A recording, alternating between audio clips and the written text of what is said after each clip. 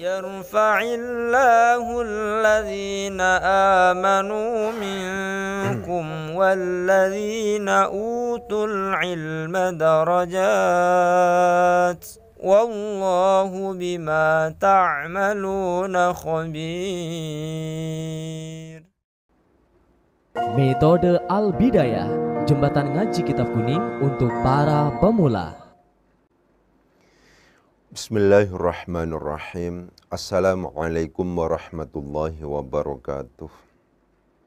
Alhamdulillah, pada kesempatan pagi hari ini kita bisa melanjutkan kajian rutin kita tentang teori dasar ilmu nahwu, yang insya Allah pada kesempatan pagi hari ini kita akan membahas tentang masalah isim sifat.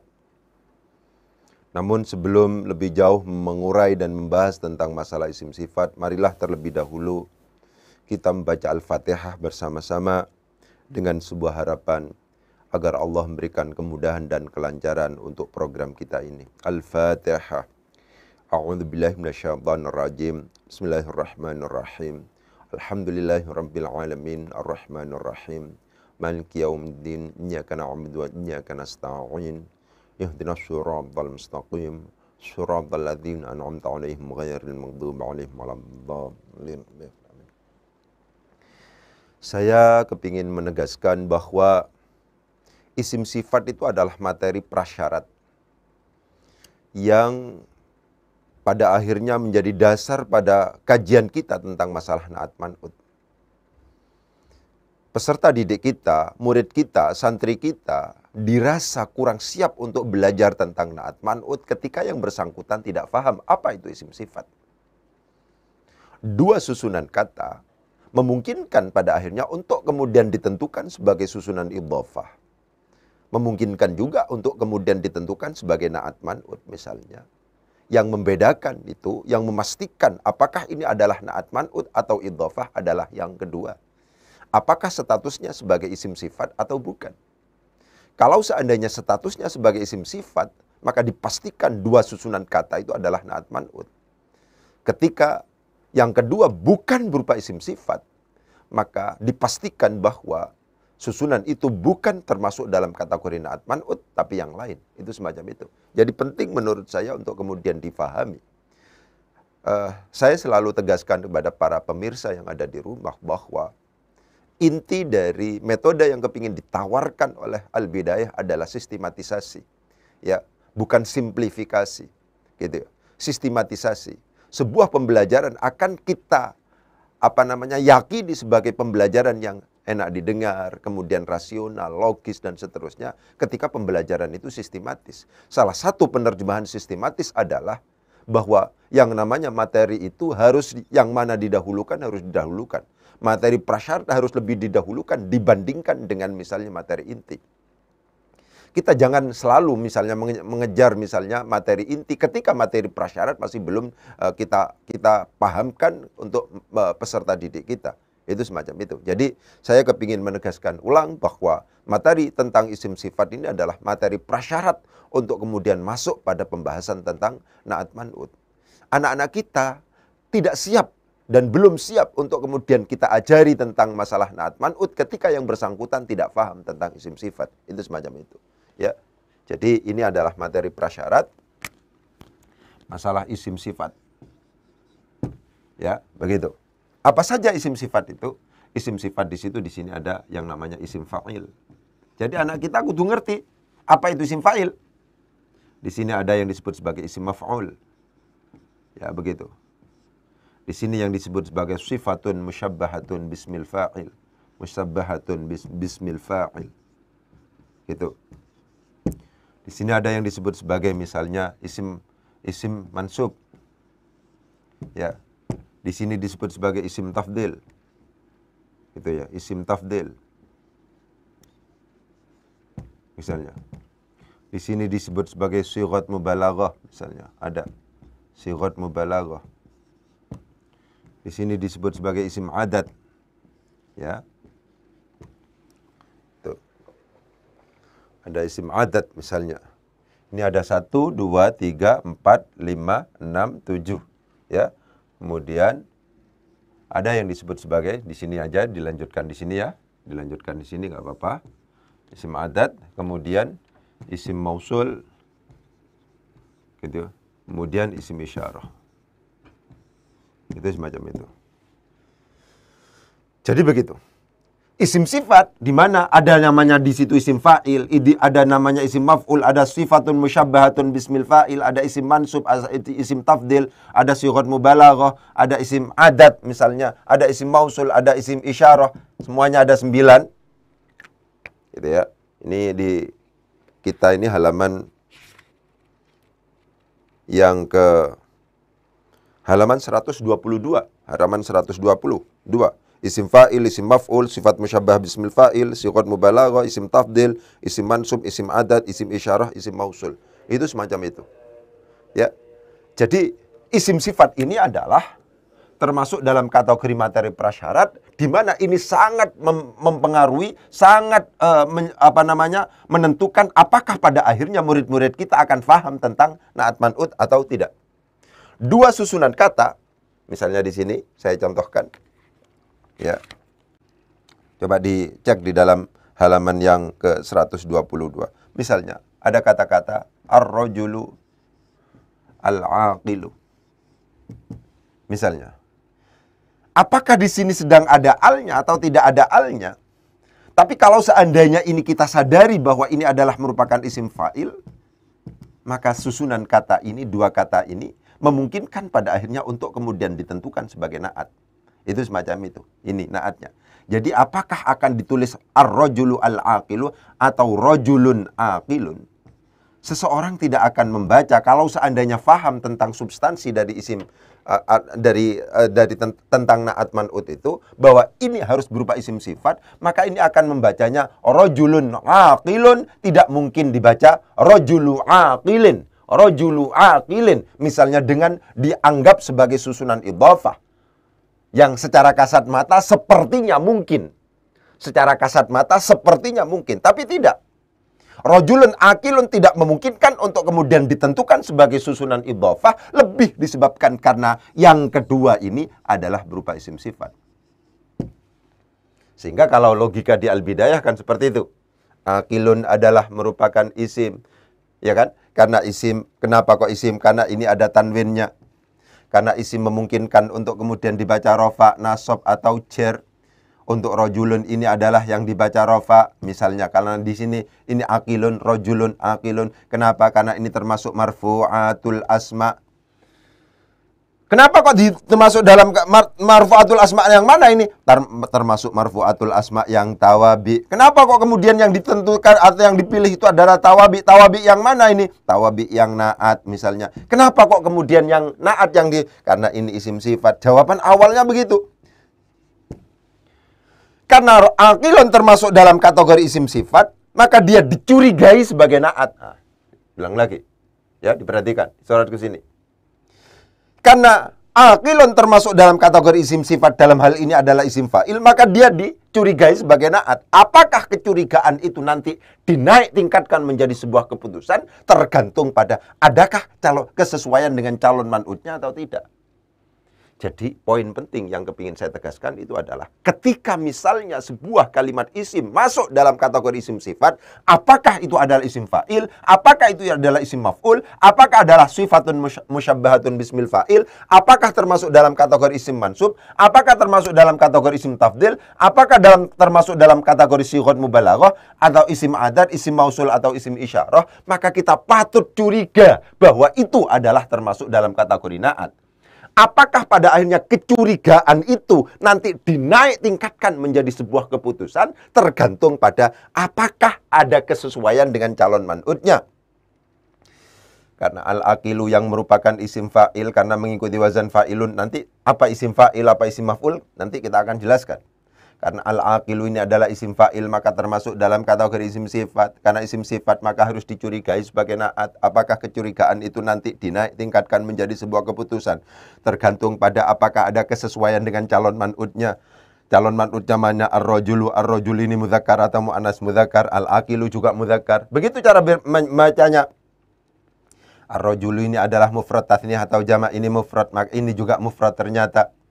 Ar-rajulu ini ada termasuk dalam kategori isim makrifat. Al-aqilu juga isim makrifat. Berarti apa? Antara al-aqilu yang kita curigai awalnya sebagai na'at dengan ar-rajulu yang calonnya mau dijadikan sebagai man'ut, ternyata ada kesesuaian. Karena ada kesesuaian, maka dari segi mufrad tathniyah, jamaknya, mudzakkar muannasnya, makrifah nakirohnya, maka al-aqilu nyata-nyata nanti dinaik tingkatkan menjadi keputusan untuk kemudian ditentukan sebagai na'at. Karena na'at maka hukum i'rabnya disesuaikan dengan man'utnya. Kalau man'utnya rofa maka na'atnya rofa. Kalau man'utnya nasob maka man'utnya na'atnya juga nasob, dan seterusnya. Kalau man'utnya jer maka dia harus jer juga. Itu semacam itu. Ya, jadi seseorang tidak memungkinkan pada akhirnya membacanya dengan rajulu aqilin misalnya. Kalau seandainya ini tertulis dengan tanpa al, rajulu aqilin misalnya, tidak memungkinkan itu dengan sebuah pemahaman. Karena aqilun ini, yang kedua ini adalah isim sifat. Kenapa kok isim sifat? Karena isim fa'il. Menjadi bermasalah kalau seandainya kita tidak paham apa saja isim sifat itu. Maka bisa jadi kalau seandainya kita bertemu dengan kalimat yang di situ ada iltibas, ada kerancuan, apakah ini ditentukan sebagai idhofah atau ditentukan sebagai na'at man'ut, maka ada kerancuan. Karena sebab itu, maka mungkin saja pada akhirnya akan kita ditentukan sebagai idhofah. Itu semacam itu. Ya. Jadi ini seperti itu. Ya, contoh yang kedua misalnya. Contoh yang kedua yang isim maf'ul misalnya. Ada kata-kata al-akhlaqu al-mahmudatu misalnya. Ini al-akhlaqu al-mahmudatu misalnya. Begitu. Ya, al-akhlaqu al-mahmudatu. Kesadaran tentang al-mahmudah, ya, kesadaran tentang al-mahmudah itu menjadi sangat penting. Ini. Ya, ini. Ini apa ini? Ini isim sifat ini. Isim sifat yang mana? Ini isim maf'ul ini. Kok tahu kalau ini adalah isim maf'ul? Ya, ini disebut sebagai isim maf'ul lebih disebabkan karena ini mengikuti wazan maf'ulun. Karena al-mahmudatu ini adalah mengikuti wazan maf'ulun, maka disebut sebagai isim maf'ul. Lagi-lagi logikanya seperti itu. Karena ini disebut sebagai isim maf'ul, maka ini harus dicurigai. Ini disebut sebagai isim sifat. Karena isim sifat, maka harus dicurigai sebagai na'at. Begitu. Cara berpikirnya terus begitu. Apakah kecurigaan itu nanti dinaik tingkatkan menjadi keputusan? Oh, ini bukan hanya sekedar dicurigai sebagai na'at, tapi memang ini benar-benar na'at. Misalnya, ketika ada kesesuaian dengan calon man'utnya, kesesuaian itu ada dua, nanti begitu. Ada kesesuaian dalam konteks na'at hakiki, ada kesesuaian dalam konteks na'at sababi. Itu begitu, ya. Kesesuaian dalam konteks na'at hakiki adalah sesuai dari segi mufrad tathniyah jamaknya, mudzakkar muannasnya, makrifah nakirohnya, dan kemudian disesuaikan dengan i'rabnya. Kesesuaian dalam konteks na'at sababi adalah makrifah nakirohnya saja, mudzakkar muannasnya disesuaikan dengan makmulnya, sedangkan mufrad tathniyah jamaknya itu selalu dalam kondisi mufrad. Itu semacam itu, ya. Tapi yang paling penting adalah poin yang kepingin saya tegaskan itu adalah contoh-contoh ini adalah bahwa isim sifat itu menjadi dasar. Ya. Ini meskipun misalnya ini dibalik seperti ini misalnya. Al-mahmudatul akhlaqi misalnya. Al-mahmudatul akhlaqi. Gitu, al-mahmudatul akhlaqi. Ada tulisan begini, ini termasuk dalam kategori idhofah lafdhiyah sebagaimana yang kemarin sudah kita tegaskan. Ini tidak memungkinkan bagi kita untuk kemudian membacanya al-akhlaqu al-mahmudatul akhlaqu, tidak memungkinkan. Pasti ini akan kita anggap sebagai idhofah meskipun sama-sama ada alnya, sebagaimana yang kita tegaskan ketika kita membahas tentang idhofah lafdhiyah. Idhofah lafdhiyah memungkinkan untuk mudhofnya, kalau lafdhiyah itu memungkinkan ada alnya. Ya. Lalu kalau seandainya seperti itu sama-sama ada alnya, apakah kemudian ini dianggap sebagai idhofah lafzi, susunan idhofah atau na'at man'ut? Ya sangat tergantung. Lagi-lagi adalah apakah yang kedua ini berupa isim sifat atau tidak. Jadi tidak mungkin kita terkecoh, itu tidak mungkin. Al-akhlaq itu adalah merupakan bentuk jamak dari khuluqun, khuluqani, akhlaqun, bukan merupakan isim sifat. khuluqun, khuluqani, akhlakun. Bukan merupakan isim sifat. Karena bukan merupakan isim sifat, meskipun misalnya ini sepertinya seperti na'at man'ut karena sama-sama ada alnya, maka kita dengan pasti akan membaca dan menyimpulkan bahwa ini adalah susunan idhofah, tidak memenuhi persyaratan untuk kemudian ditentukan sebagai susunan na'at man'ut. Kenapa? Karena yang kedua bukan merupakan isim sifat. Ini bukan merupakan isim sifat. Jadi pentingnya yang namanya tentang isim sifat itu akhirnya kita tidak terkecoh. Kalau ini jelas al-akhlaqu al-mahmudatu, ini adalah susunan na'at man'ut, lebih disebabkan karena yang kedua ini adalah isim sifat. Tidak mungkin ini idhofah. Tapi kalau seandainya ini dirubah menjadi idhofatus sifat ilal mausuf, memudofkan na'at kepada man'utnya misalnya, akhirnya menjadi al-mahmudatul akhlaki, meskipun sama-sama ada alnya, maka kita tidak memungkinkan menyimpulkan ini sebagai na'at man'ut, lebih disebabkan karena yang kedua itu bukan berupa isim sifat. Coba ini diperhatikan. Betapa pentingnya yang namanya isim sifat itu. Dua susunan kata, lagi-lagi harus saya tegaskan, dua susunan kata memungkinkan untuk kemudian kita tentukan sebagai idhofah, memungkinkan untuk kita tentukan sebagai na'at man'ut, tergantung pada yang kedua. Apakah yang kedua termasuk dalam kategori isim sifat atau tidak? Ketika termasuk dalam kategori isim sifat, maka dipastikan itu adalah susunan na'at man'ut. Ketika bukan isim sifat, maka dipastikan susunannya itu bukan na'at man'ut. Pasti yang lain, diantaranya adalah idhofah. Al-mahmudatul akhlaki, itu harus bacanya al-mahmudatul akhlaki. Jangan al-mahmudatul akhlaku. Jangan kita anggap sebagai susunan na'at man'ut. Ustadz, ini kan sama-sama ada alnya. Al-mahmudatu, al-akhlaku. Sama-sama ada alnya. Iya, tapi al-akhlak ini bukan merupakan isim sifat. Karena bukan merupakan isim sifat, dipastikan bahwa al-mahmudatul akhlaki itu bukan susunan na'at man'ut, tapi susunan idhofah. Idhofah apa ini? Idhofah lafdhiyah. Silahkan merujuk pada episode sebelumnya, di mana kita tegaskan bahwa idhofah lafdhiyah memungkinkan untuk mudhofnya, itu ada alnya. Itu semacam itu. Ya. Jadi al-akhlakul mahmudah itu cara nalarnya begitu. Al-mahmudah itu adalah isim maf'ul. Harus dibedakan antara maf'ul dan isim maf'ul. Diperhatikan itu ya. Ya. Jangan sampai terkecoh. Isim maf'ul nanti akan kita bahas selanjutnya itu. Isim fa'il, isim dan fa'il beda. Isim maf'ul dan maf'ul beda. Itu semacam itu. Ya. Al-akhlakul mahmudah itu misalnya. Al-mahmudah itu adalah isim maf'ul. Karena isim, kenapa kok disebut sebagai isim maf'ul? Karena cara bacanya diikutkan pada isim wazan maf'ulun, maf'ulun, mahmudun, maf'ulatun, mahmudatun. Karena ini disebut sebagai isim maf'ul. Karena isim maf'ul maka disebut sebagai isim sifat. Karena isim sifat maka ini harus dicurigai sebagai na'at.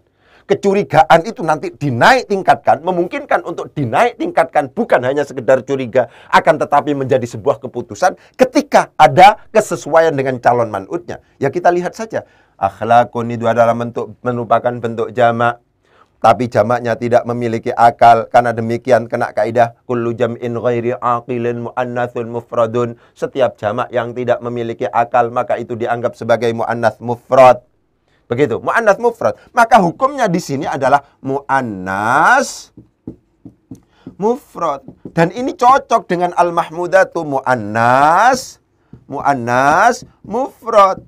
Meskipun secara lafadz tidak sama, al-akhlak ini adalah bentuknya jamak dari khulukun, khuluqani, akhlakun, akan tetapi secara hukum itu sama, karena memang realitasnya bisa kita simpulkan ada kaidah mengatakan kullu jam'in ghairi aqilin muannatsun mufradun. Setiap jamak yang tidak memiliki akal, pokoknya jamak tidak memiliki akal, itu dianggap sebagai mu'annas mufrad. Ini mu'annas mufrad secara hukum, ini mu'annas mufrad secara lafaz. Sehingga ini antara al-akhlak dengan al-mahmudah, dari segi mu'annas mudzakkar mu'annasnya, dari segi mufrad tathniyah jamaknya itu dianggap sama. Kemudian sama-sama ada alnya. Ini berarti sama-sama isim ma'rifatnya. Berarti apa? Dari segi mufrad tathniyah jamaknya, mudzakkar mu'annasnya, ma'rifah nakirahnya, antara al-mahmudah dengan al-akhlak itu sama. Karena demikian maka ini ditentukan sebagai na'at.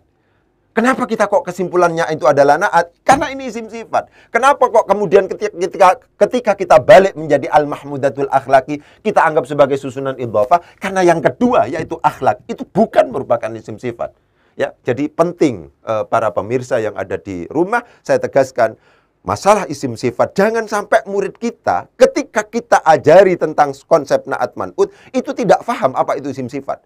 Murid kita sudah harus fasih apa itu isim fa'il, apa itu isim maf'ul, apa sifatun musyabbahatun bismil fa'il, apa itu isim tafdil, apa itu sighat mubalaghah, apa itu isim mansub, apa itu isim adad, apa itu isim isyarah, apa itu isim mausul. Itu harus secara fasih, harus di luar kepala, dikuasai sudah konsep itu, baru untuk kemudian menentukan sesuatu yang iltibas, sesuatu yang rancu ini memungkinkan untuk jeli murid-murid kita. Oh, al-akhlak bukan isim sifat itu. Al-akhlak itu adalah merupakan bentuk jamak taksir dari khuluqun, khuluqani, akhlakun. Sehingga saya tidak boleh terkecoh ketika misalnya al-mahmudatu bukan al-akhlaku tapi al-mahmudatul akhlaki. Sebagai susunan apa? Sebagai susunan idhafah. Bukan na'at matun, bukan. Kenapa kok bukan na'at man'ut? Karena yang kedua itu adalah bukan berupa isim sifat. Khuluq, khuluqani, akhlakun itu bukan merupakan isim sifat, itu adalah bentuk masdar. Itu semacam itu. Ya. Selanjutnya sekarang kita lanjutkan misalnya. Sifatun musyabbahatun bismil fa'il misalnya. Ya, itu lagi-lagi sama. Misalnya ada kata-kata yang di sini dikatakan ya. Ar-rajulu asy-syuja'u. Ar-rajulu asy-syuja'u. Artinya asy-syuja' itu adalah yang berani. Ya. Ar-rajulu begitu. Ar-rajulu asy-syuja'u. Diperhatikan. Ya. Yang namanya sifat musyabbah bismil fa'il tidak bisa tidak kecuali hafalan dia. Ya. Kecuali hafalan. Karena ini nanti kita jelaskan, ini selain wazan fa'ilun, selain wazan fa'ilun, syuja'un yang berani, ar-rajulu asy-syuja'u. Oleh sebab itu lagi-lagi saya katakan, kalau seandainya kita memang kepingin serius untuk belajar kitab, tidak bisa.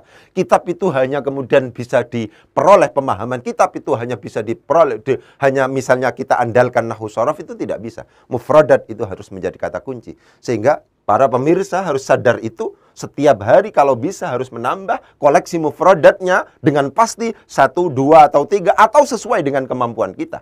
Terserah. Silahkan pakai Al-Quran fasilitasnya, silahkan pakai hadis terjemahan, silahkan. Pokoknya yang penting ada usaha yang sistematis dari kita untuk selalu menambah. Jangan sampai biarkanlah hari berlalu yang 24 jam itu sama sekali tidak ada tambahan mufradat. Maka kalau seandainya hanya mengandalkan nahwu tidak bisa. Ya, sudahlah, tidak bisa, tidak memungkinkan untuk bisa. Ya, saya selalu gambarkan yang ekstrim. Ada orang pintar nahwu shorof. Ya kan? Disuruh baca kitab kedokteran, macet itu, pasti macet. Siapapun itu pasti macet. Karena yang bersangkutan sama sekali tidak kenal istilah-istilah yang ada di kitab kedokteran itu. Bahasa Arab membahas tentang kedokteran. Itu semacam itu. Jangankan itu, yang biasa ngaji fikih hebat misalnya, tentang filsafat itu sudah kelabakan. Karena apa? Mufradatnya beda. Itu adalah mencerminkan bahwa mufradat itu menempati atau memiliki peran yang sangat vital untuk kemudian menentukan apakah orang itu akan ada kemudahan untuk membaca kitab atau tidak. Itu penting untuk kemudian saya tegaskan. Asy-syuja' tidak mengikuti wazan fa'ilun, karena tidak mengikuti wazan fa'ilun disebut sebagai sifat musyabbah bismil fa'il. Jadi begitu. Ini disebut sebagai sifatun musyabbahatun bismil fa'il. Musyabbahatun bismil fa'il. Begitu. Karena ini disebut sebagai sifat musyabbah bismil fa'il, maka disebut sebagai isim sifat. Lagi-lagi begitu. Karena ini disebut sebagai isim sifat, maka harus dicurigai sebagai na'at. Logika yang dikembangkan di Al-Bidayah itu ada kata-kata curiga. Maka ini harus dicurigai sebagai na'at. Apakah kecurigaan itu nanti dinaik tingkatkan menjadi sebuah keputusan? Oh ya, bukan hanya kita curigai ini, tapi memang di sini itu adalah memang harus ditentukan sebagai na'at. Kenapa? Karena ada kesesuaian dengan calon man'utnya. Kesesuaian sebagaimana yang tadi saya katakan, itu adalah ada dua, ada kesesuaian dalam konteks na'at hakiki, ada kesesuaian dalam konteks na'at sababi. Apa na'at hakiki, apa na'at sababi itu nanti ada waktunya tersendiri. Sebab itu nanti akan lompat kalau seandainya ke sana. Saya cuma kepingin menegaskan, ketika kita bertemu dengan sebuah kalimat yang kalimah yang termasuk dalam kategori isim sifat, apakah itu isim fa'il, apakah itu isim maf'ul, apakah sifat musyabbah bismil fa'il, ataukah termasuk dalam kategori isim mansub, dan seterusnya.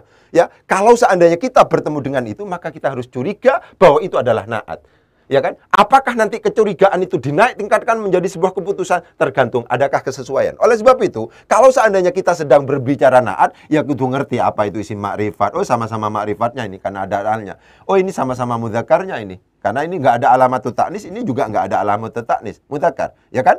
Kemudian apa namanya? Oh, ini sama-sama dalam kategori mudzakarnya misalnya. Ini tidak mudzakar, sama-sama mudzakar, mufrad tasniyah jamaknya harus paham kita, kemudian ma'rifah nakirahnya juga paham. Jadi ada hal-hal, ada bab-bab yang lain yang kemudian harus kita pahami sebelum kita mengurai tentang masalah na'at man'ut ini, ya. Tapi na'at man'ut yang paling penting adalah tidak mungkin tidak harus terbuat dari ini. Ini konsep dasarnya. Na'at man'ut tidak mungkin tidak harus terbuat dari isim sifat itu. Apakah ini isim fa'il, apakah itu isim maf'ul, dan seterusnya itu, ya. Jadi seperti ini. Meskipun ini ditulis begini misalnya, tanpa al misalnya, ini sama. Tidak akan mungkin orang-orang membaca yang sudah ngerti nahu dengan rajulu syuja'in, pasti akan dibaca dengan rajulun syuja'un. Kenapa? Karena dengan pasti kita yakin bahwa syuja' itu adalah sifatun musyabbah bismil fa'il, dan ini diketahui dari arti yang pemberani atau yang berani. Itu begitu, yang berani. Karena demikian maka lafadz syuja' itu adalah disebut sebagai isim sifat. Karena isim sifat maka harus dicurigai sebagai na'at. Tidak mungkin seseorang yang ngerti tentang isim sifat membacanya dengan rajulu syuja'in. Meskipun sebenarnya secara kasat mata ini memungkinkan untuk kemudian ditentukan sebagai idhofah. Karena seperti yang kemarin kita tegaskan, yang namanya konsep idhofah itu tidak harus mudhaf ilaihnya berupa isim ma'rifat. Boleh kitabul ustadzi, diperhatikan ke sini, sekadar ulangan. Boleh kitabu ustadzin. Itu seperti itu. Sama-sama nakirah. Untuk kitabu ustadzin misalnya, apakah kemudian bisa dibaca kitabun ustadzun? Ya nggak bisa. Kenapa? Karena ustadzun bukan merupakan isim sifat. Ini harus dipaksa menjadi susunan idhofah di sini. Karena ini bukan berupa isim sifat. Jadi lagi-lagi isim sifat ini yang ada 9 ini, itu adalah menjadi dasar bagi kita untuk kemudian masuk pada bab yang namanya na'at man'ut. Itu semacam itu, ya.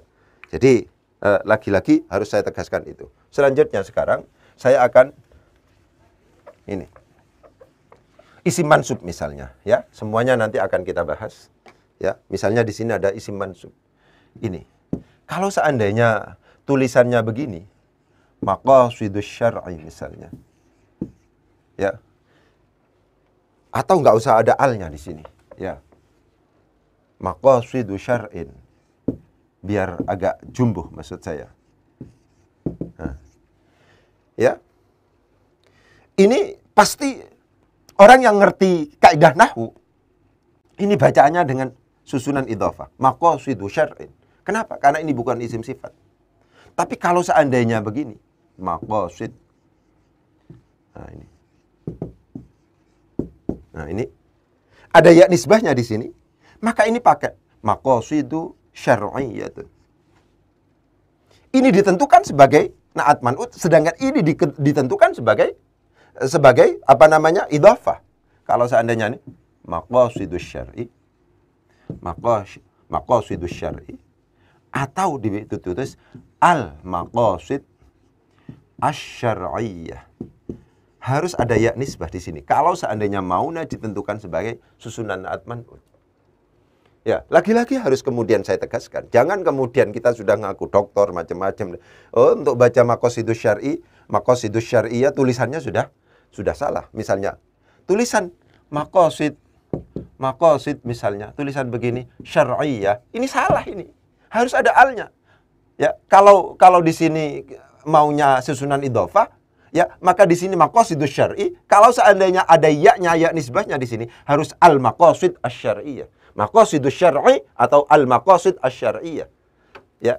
Kesan itu akan ditangkap sebagai, oh, orang ini newcomer, orang ini tidak ngerti nahwu shorof, dan seterusnya. Sehingga pada akhirnya kapasitas keilmuan kita akan diragukan gara-gara mengucapkan maqasidus syar'i, ya, al-maqasidus syar'i misalnya, al-maqasidus syar'iyyah, dan seterusnya itu, ya. Jadi intinya, karena ini adalah isim mansub, maka di sini pasti susunan idhofah. Karena demikian tulisannya mesti begini, al-maqasid asy-syar'iyyah. Jangan maqasidus syar'iyyah, jangan seperti itu. Maqasidus syar'iyyah, tulisan itu adalah keliru kalau seandainya seperti itu, ya. Jadi penting untuk kemudian ditegaskan bahwa yang namanya isim sifat gitu, ya. Yang namanya isim sifat itu pada akhirnya penting untuk kemudian dijadikan sebagai dasar bahwa yang namanya isim sifat itu harus menjadi pintu masuk, menjadi materi prasyarat untuk kemudian masuk atau membahas tentang na'at man'ut.